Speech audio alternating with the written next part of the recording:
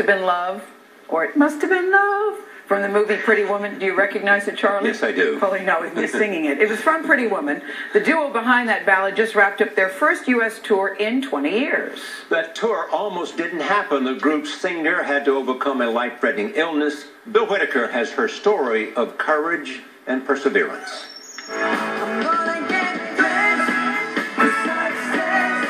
Saturday night in Los Angeles, more than 5,000 fans packed the Gibson Amphitheater to see a band most probably first heard in high school.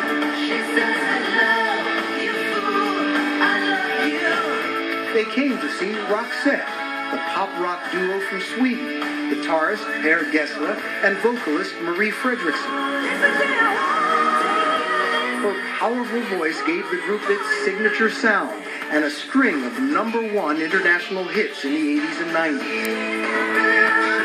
Hits like The Look and It Must Have Been Love from the Julia Roberts movie Pretty Woman.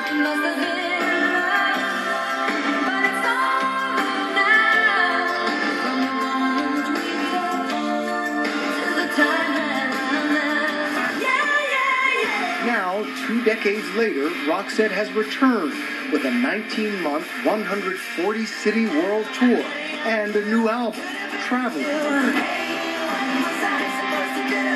But it was a tour that almost didn't happen. You were faced with a life-threatening illness. Can you tell me about that? What happened? Thank God it's over. It has been it was very, very tough. But I'm here. I'm not dead.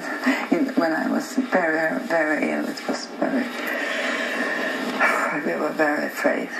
In 2002, Fredriksson was diagnosed with a malignant brain tumor. The cancerous tumor was surgically removed, but months of chemotherapy and radiation treatment left her physically weak, unable to read, and nearly blind in one eye.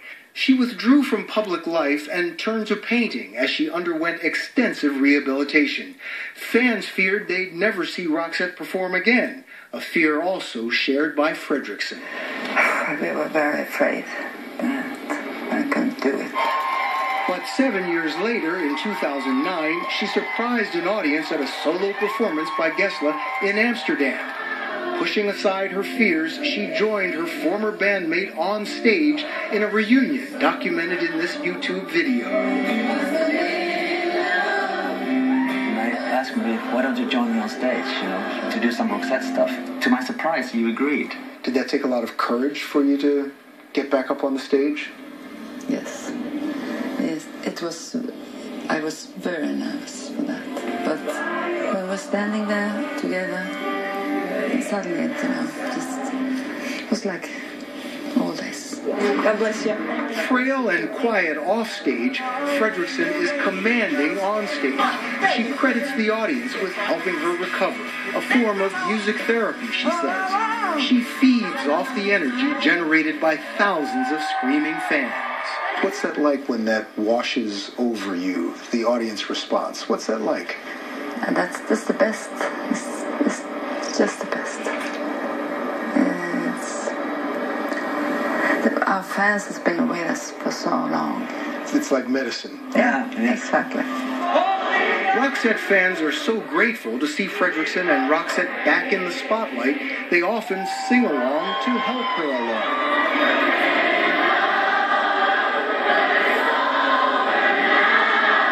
So what is it like for you watching Marie get back up on the stage like this? It's a miracle that she survived, and it's an even bigger miracle that she's still here, touring 19 months. Hey, even her doctor said it wasn't possible. But she's doing it, and it's just fantastic. And unlike most rock tours, Roxette isn't out to promote their new album. Each night, they give fans what they want, the early hits. Reconnecting with old fans through old songs is a new experience. We're not out to promote a new album or trying to do something like that. We try to do a greatest hits show for the fans, basically. It sounds almost like you feel better now after 19 months of grueling touring than you did before. Absolutely. So much better. Just. For CBS This Morning, I'm Bill Whitaker in Los Angeles.